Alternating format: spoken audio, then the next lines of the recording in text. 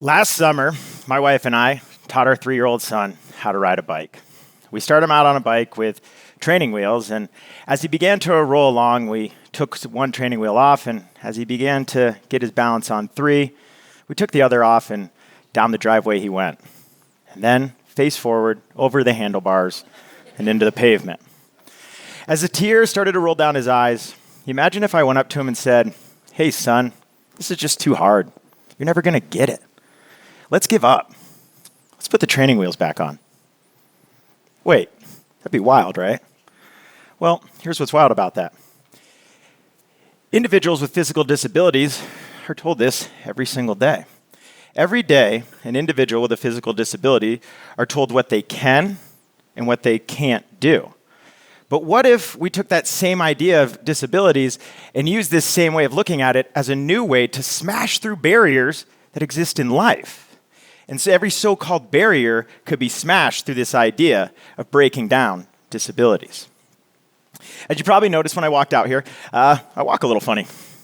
I'm what one might refer to as a physically disabled individual. I wasn't always like this. I used to ski bottomless POW, run 5K races, backflip off of cliffs into oceans, and basically adventure to the top of any mountain I wanted to. In 2006, although, my life changed in an instant. I was 24 years old. I was snow skiing at Mammoth. I went 130 feet on a 100-foot jump.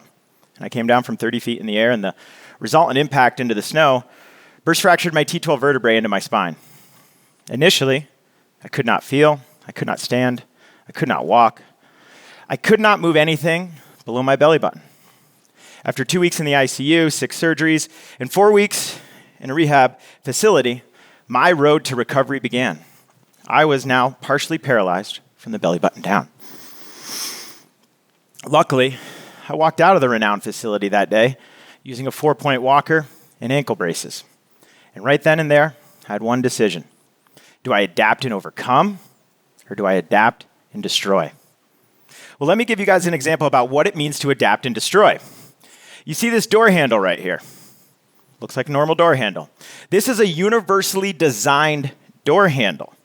What that means is this. Most typical door handles only move in the Y plane, up and down. This door handle moves in the X, Y, and Z plane. The X, Y, and Z plane means that it can go up, down, left, right, in, out, any way it wants to open the door. And why? Well, because after an individual's had a life-changing injury, some things are no longer possible for them. But instead of finding solutions, most of the time, these individuals are told that they need to adapt and overcome and somehow figure to get in front of that barrier. To me, I don't agree with that. This door handle right here switched inside of me a new drive, a drive to understand what it means to adapt and destroy. Now, adapt and destroy can work for anything. It doesn't mean if it's physical, emotional, financial, relationship, whatever it means, you can bust through that barrier by adapt and destroying by using 3 universal paths.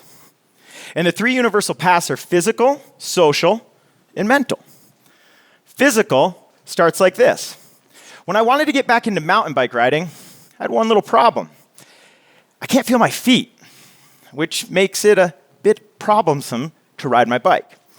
Luckily for me, I had some really great friends that I convinced to pull me up hills around Lake Tahoe. We'd get to the top of trails, and when we'd get there, I'd let gravity send me down the hill. Amazing. But the problem is, this is still adapt and overcome. My big goal was I wanted to go mountain biking on my own. I wanted to go solo. So about 8 years ago, I rigged up kind of the first ever e-bike. I took a 100-volt battery, attached it to the bike, put a drive to the motor that moved these pedals. I created a 40-pound electric dirt bike with pedals. I was so excited. For the first time ever since my accident, I could go out solo. I could go exploring again. I got to adapt and destroy. Physical disabilities make it easy for an individual to see how to physically adapt. When I wanted to ski again, I had to get poles with skis at the bottom of them. When I wanted to surf, I had to get a surfboard that I could sit on. When I wanted to dirt bike, I needed to get all the controls to be up at my hands. And when I wanted to walk, well, I used a cane. Physically adapting and destroying barriers is much easier when it comes to physical because we can actually see the face of the barrier. But that doesn't matter. Any barrier, take the face of it and challenge it. It doesn't matter if this barrier is physical, emotional, financial, whatever it is.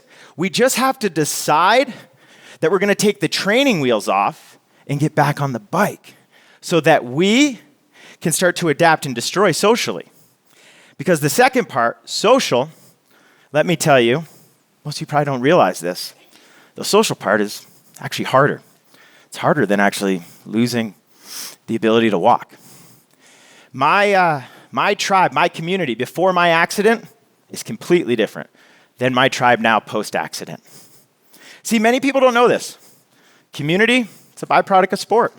The people that we want to participate in life with, we do something with. We have a common tie.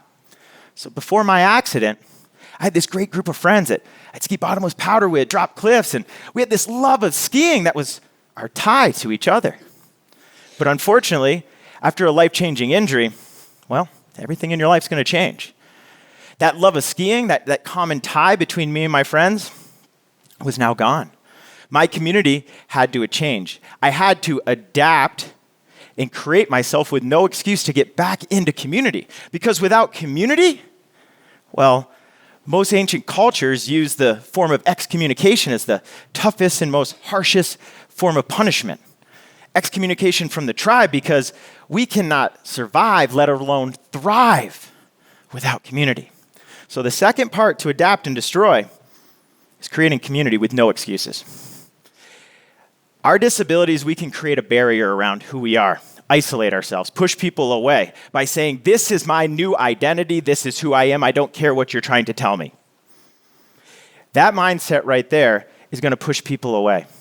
But when we decide to either talk to a therapist, pick up the phone, talk to a friend, or just go to the local coffee shop and start a conversation, we're deciding to step back in.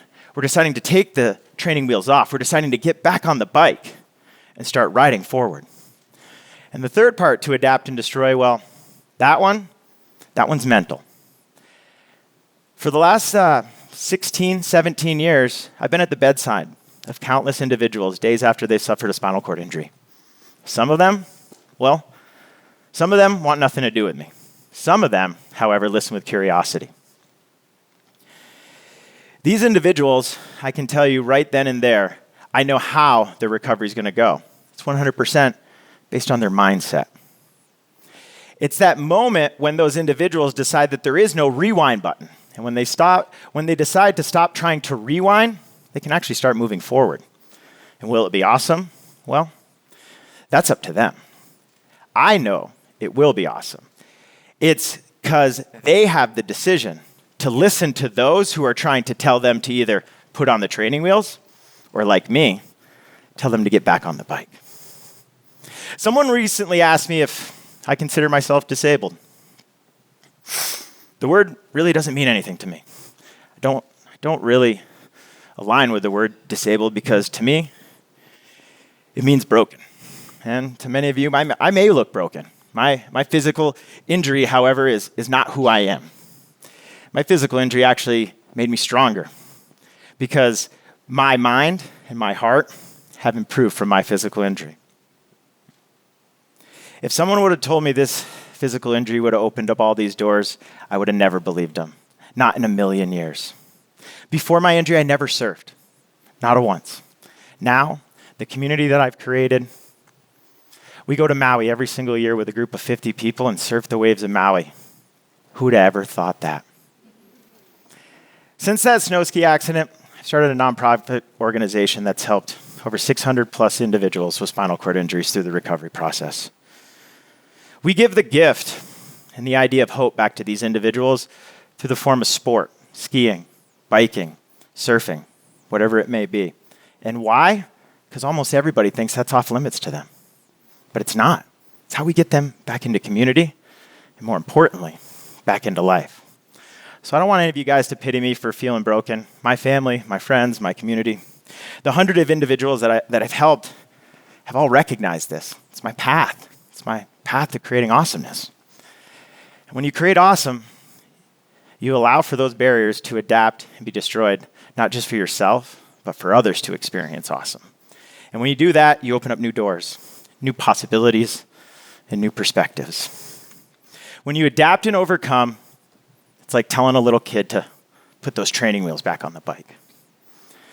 But when you adapt and destroy, you get to smash through those barriers, regardless of what those barriers may be. Physical, financial, emotional, relationship. I don't care. Maybe it's a perceived, it's not for me. I'm not good enough. I can't do this.